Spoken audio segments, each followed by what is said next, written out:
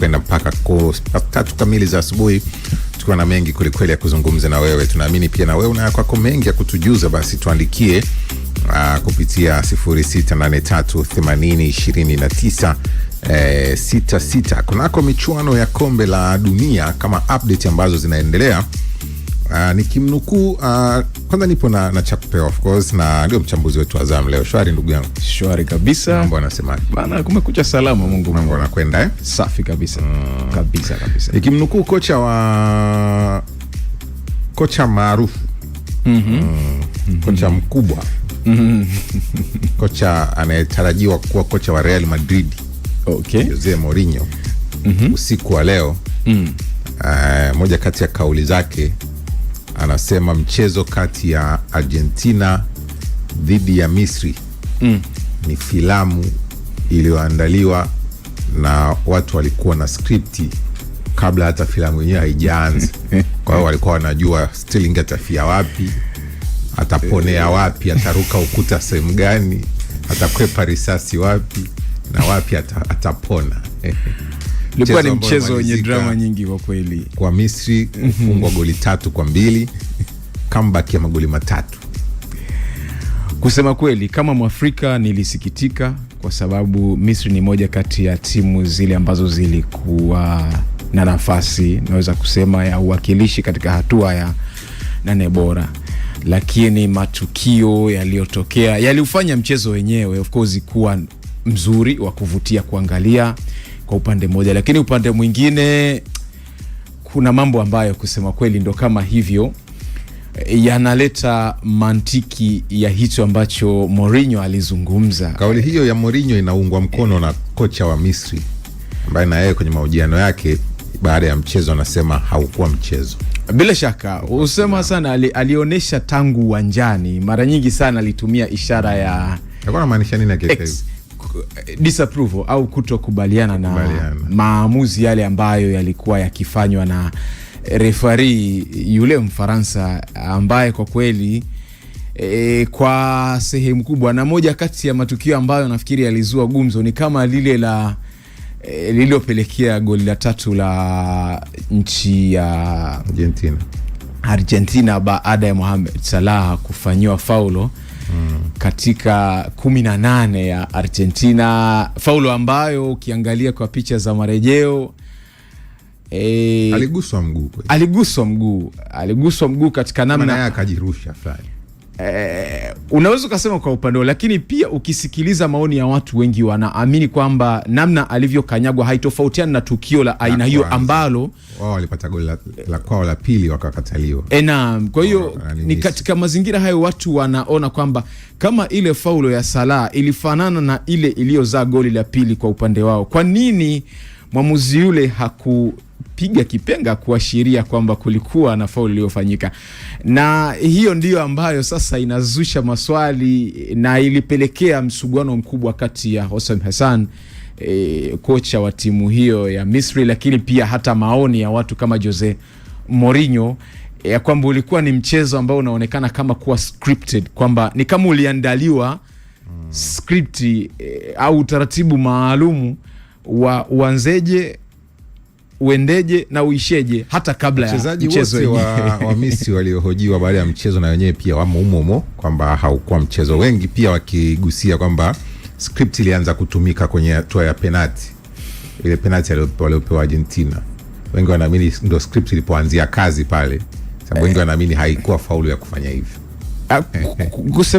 Kusema kweli ukizungumza katika ile mantiki ya kawaida, ukiangalia namna ambavyo ule mgongano ulizaa kitu kinachoitwa penalti, inazusha maswali, lakini mwisho wa siku lazima tukubaliane na ukweli kwamba timu za Afrika bado zina changamoto pia, kwa sababu ukiangalia katika ulinzi kwa mfano, kipindi ambapo, na hili ni tatizo ambalo naliona karibu kwa timu zote ambazo zimetolewa, Senegal, Tunisia, tunaanza kukabia mbele, kukabia juu katika kipindi kile ambacho hatujapata magoli. Tukishapata tunarudi kukabia chini kwenye 18 ya upande wetu, jambo ambalo cheza na timu kubwa kama Argentina, vilabu hivi ambavyo tayari vilisha, ndo matokeo yake yanakuwa. Na tukiangalia hata jana Misri ndicho ambacho walipambana sana, walikabia juu kwa kiasi kikubwa, wakapata magoli mawili kwa haraka, lakini kilichokuja kutokea wamerudi nyuma wote kulinda, wakawa nakabia chini. Haya ndio hayo, goli la kwanza, la pili na hatimaye la tatu katika mazingira ambayo yanazusha maswali kwenye mitandao. Sisi wachambuzi sana wa soka kiufundi atakuja kutuambia watu wakipenga hapa. Kwenye mitandao huko upo mjadala unaoendelea kwamba wewe ungekuwa FIFA ungekubali uingie hatua ya 16 bora bila kuwa na Messi wala Ronaldo, hatua ya 8 bora ungekuwa wewe ni FIFA, yani ungeruhusu nafikiri wiki robo finali una Messi na Ronaldo? Exactly, wiki nafikiri mbili au tatu zilizopita niliwahi kuzungumza hapa tukiwa na John kwamba kwa historia ya mashindano haya kombe la dunia tangu kuanza kwake 1930 siasa haijawahi kutenganishwa na mchezo wenyewe. Wewe mwenzangu umeelewa nini? Labda tupata idea mpya hapa. Hapa nimenukuu maneno ya Jose Mourinho usiku huu ameandika kwamba mchezo wa Misri na Argentina ni moja kati ya filamu bora alizowahi kushuhudia, script yake ikitekelezwa inavyotakiwa. Mimi nakubaliana na Jose Mourinho. Endelea asante. Nakubaliana nao kabisa 100%. Kwamba ile ni filamu tu. Ile ni filamu ambayo watu walikuwa na script yake, walijua Sterling atafia wapi. Unakumbuka jana tumezungumza hapa na Kibe. Alikwambia mechi kati ya Argentina pamoja na Cape Verde. Ile asilimia kubwa ilionyesha taswira ya mchezo ambao unafuata. Ilionyesha mapungufu ya Argentina yote. Yako wapi? Na ndio maana kuta hata kushambulia ukiondoka unaondoka nao vizuri. Kumbuka wakati wanakwenda kucheza na Egypt, ndio maana Egypt ilianza kupata goli la mapema. Kwa uelewa wangu mdogo mimi wa kimichezo ni kutokana na mfumo. Jana nilikuwa naangalia mpira nikamwambia watu hizi timu zote zimekutana, kwanza wana kazi. Mwarabu pekee ambaye amekuja kufanya fyongo kwenye haya mashindano ni Uturuki pekee yake. Unamwona Messi toka game yake ya kwanza mpaka zinajua kufuata mpaka anakuja kutoka siku ya jana. Jana Argentina waliweza kubanwa yale maeneo yote. Ndio maana Egypt alikuwa alimwezea Argentina kumfunga zile goli mbili za haraka. Nashinda kuleta ile goli la tatu kwa nini likataliwa? Ndio amesema cha kupewa hapo kwamba. Na leo sasa unajiuliza leo ukisema kwenye mashindano eti yakosekane Messi na Ronaldo, kwa nini wasikosekane? Sababu kwa mfano kama ile ya goli la tatu la Argentina. Yaani ulikuwa maamuzi hata kumsikiliza mchezaji hataki, ngambia ni unakumbuka ile finali ya Senegal na Morocco? Unakumbuka ile finali wa Morocco namna ambavyo walimpelekea pressure mwamuzi kwenda kutizama VAR. Sawa. Jana inaonekana wazi kabisa Argentina anatoka. Wazi kabisa. Ndio. Argentina anatoka kabisa. Kuna sabu za lazima ambazo zililazimisha Egypt, kocha wa Egypt afanye sabu kwa sababu ya wachezaji walikuwa wameumia. Zile uwezi ukalaumu. Lakini eti mchezaji yani ule mguso ambao ulifanyika pale mpaka ikapelekea ile goli kaenda kufungwa, angekanyoga mchezaji wa Egypt, VAR singetumika. Na kinachofanya wachezaji kwa mfano wa Egypt wengi na hata benchi lao la ufundi kulalamika kwa mfano ni hatua ile ya mwamuzi. Walimlazimisha sana kwamba nenda kaangalie mashine, kwa sababu tukio lile lililowapa goli la pili hawa watu ilikuwa ni faulo inayofanana na ile ambayo Salah alichezewa pale na ikazaa goli la tatu kwa upande wa Argentina. Kuna hoja moja imewahi kuletwa duniani wakati VAR inatambulishwa kwamba bado haiji kuwa dawa ya kumaliza matatizo kama haya, kwa sababu anayeamua pia mwamuzi aende akatazame ama asitazame ni wale waliopo kule. Kama wale wana ajenda yao pia anaweza kupewa mwamuzi wewe endelea. Unaangalia kwa mfano zile goli mbili za haraka ambazo wamefunga Egypt. yani unaona kabisa namna ambavyo Argentina walikuwa wamesha float, yani kwamba hapa hakuna namna, yani hata kama tunaweza tukapambana tukarudisha magoli sawa, inawezekana, lakini ulikuwa unaona namna ambavyo hali ya wachezaji wa Egypt wanavyopambana kuhakikisha kwamba wanaendelea kuutaka mchezo, walicheza kitimo. Ndio maana hata zilipojua kufungwa ile goli la kwanza, wenyewe wakaenda kufunga goli la 3. Ulikuwa unaona bado ana hali ile ya kufanya ya kupambana. Sasa mjadala umekuwa mkubwa kwamba ametoka Ronaldo juzi, jana aje kutoka Messi. Kama michuano inakuwa haina raha, basi zingeenda kucheza timu mbili, angeitwa Ureno, angeitwa Argentina. Kipigo hapo, kombe la dunia limeisha. Sisi tunataka masuperstar. Kusema kweli siasa katika mchezo wa mpira, mimi naendelea kusema kama nilivyosema wiki 3 zilizopita, hazijatenganishwa na mpira, na hili linathibitishwa hata kile ambacho kimefanywa na FIFA juzi kwa mchezaji Florin wa yule wa Marekani. Na mwisho wa siku Marekani wakawa wametolewa baada ya Donald Trump kupiga simu, na simu ile ikapelekea ile kadi nyekundu ibatilishwe kwa mchezo mmoja ambao alikuwa akose. Kwa hiyo ni matukio kama haya ndiyo ambayo wakati mwingine yanaupotezea ladha na thamani mchezo wa soka, hasa kimataifa, yanapokuwa yanajitokeza. Unajua, watu wanawekeza muda, wanawekeza fedha, wanawekeza vitu vingi sana, rasilimali nyingi kwenda kushiriki mashindano, hata kukata tiketi kuweza kufika hapo. Sasa yanapokuja kutokea masuala kama haya ambayo kwa kweli katika hali ya kawaida yanaonesha kwamba kuna biasness za wazi zinafanyika tu kwa ajili ya vilabu au timu fulani kubebwa na timu zingine kandamizwa, kwa kweli inaleta ukakasi. Tumetoka kwenye mchezo wa Argentina na Cape Verde. Muona Cape Verde wametoka. Lakini mshudele palede ambalo limepigwa kule kwao.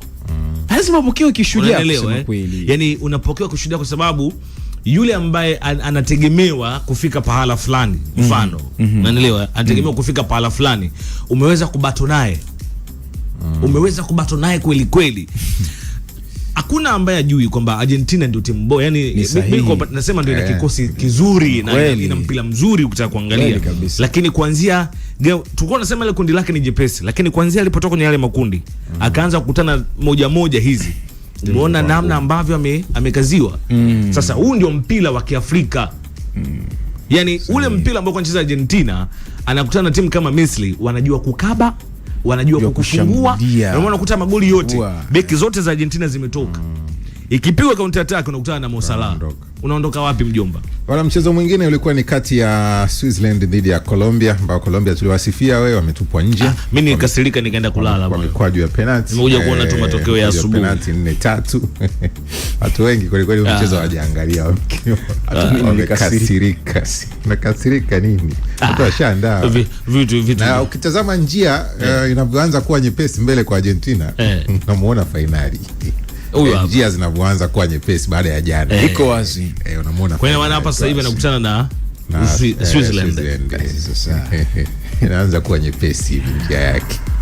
Finali anacheza. We will never know hali itakuwaje. Unaweza kukuta Messi amebakia kuwa na majibu sahihi ya kwamba nani mchezaji bora. Of course pamoja na yote, lakini ulikuwa unamuona jana goli alilofunga, bonge moja goli. Ni kweli goli kwa kweli ilikuwa ni la ufundi sana. Nguvu alizokuwa akitumia wakati mwingine kuingia katikati ya box, unamuona sasa ni mtu ambaye anaifight kwa ajili ya timu yake. Hayo mengine yote hayo tumwachie Mourinho aliyozungumza kwamba ni filamu. Lakini pia mimi nilipenda sana ile taswira ya heshima na kuaminiwa anayopewa katika timu yake. Yani unaona kwamba ni mchezaji ambaye amebebeshwa, yani amebebeshwa matumaini makubwa. Mipira mingi inaweza kutoka kushoto, wanatambua kwamba huyu kushoto kulia anapelekewa yeye. Ndio maana unakuta kile ambacho leo hii Messi anafanyiwa dhidi ya timu yake na dhidi ya taifa lake. Kwa mfano tukizungumzia kwenye timu, watu wanatamani ingekuwa na vile kwa Ronaldo inafanyika vile kwamba pamoja na wote sisi ni masuperstar, lakini tuna mtu ambaye ni icon kwenye timu yetu. Tangulizi. Unajua hata ofisini bosi kuna wafanyakazi ambao wanawategemea. Kabisa. Unaelewa ndio kwenye timu hizi. Kabisa. Ndio maana leo hata hapa kwenye timu zetu za Bongo kuna wachezaji hata wawili wakosekana au hata mchezaji mmoja. Kwenye kikosi kile kimetoka first 11 ikakosekana kuna mchezaji mmoja tu hayupo. Unaelewa? Unaona hata mashabiki huko nje hawaoni ile ladha. Kuna game ilikuwa kwenda kuchezwa hapa katikati Argentina. Ilisemekana kwamba Messi hata ingia kucheza. Watu wakazusha mjadala wakasema sasa huyu ndio tunajua pamoja na vitu vyote ndio anaweza akawa mfungaji bora wa mashindano haya. Unaelewa? Unasemaje tena akae nje? Mimi kwa mfano mimi ni shabiki wa Chelsea. Unaelewa? Mimi nikiona first 11 Caicedo hayupo ama Enzo Fernandez hayupo. Alafu kule mbele inawezekana Caicedo yupo lakini kule mbele simuoni Joao Pedro. Siendi kuangalia mechi. Exodo Mengele, nitaka nimalizie hapa. Hili nafikiri litufundishe sisi kwa mfano hasa Tanzania. Tupende sana kuthamini wachezaji wetu. Utakumbuka kwamba jana Bwana Samata ametangaza Katandika Daluga kutojihusisha tena na soka la kimataifa katika timu ya taifa. Na ni mchezaji nafikiri ambaye sina takwimu lakini ni mmoja kati ya wale ambao wanaongoza kwa naweza kusema mchezaji bora wa muda wote wa Tanzania. Mchezaji bora wa muda wote, lakini pia kuhusishwa na lawama nyingi za namna moja au nyingine. Messi na Ronaldo leo hii kwa mfano Samata jana ametangaza kwamba kwenye timu ya taifa amestaafu.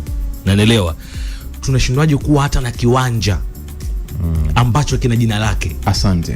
Tunashindwaje kuwa na kitu ambacho kinamtambulisha Samata. Takuja kuyachambua kwenye kipenga. Wala usijali bwana, sisi tuko tukirudi hapa ni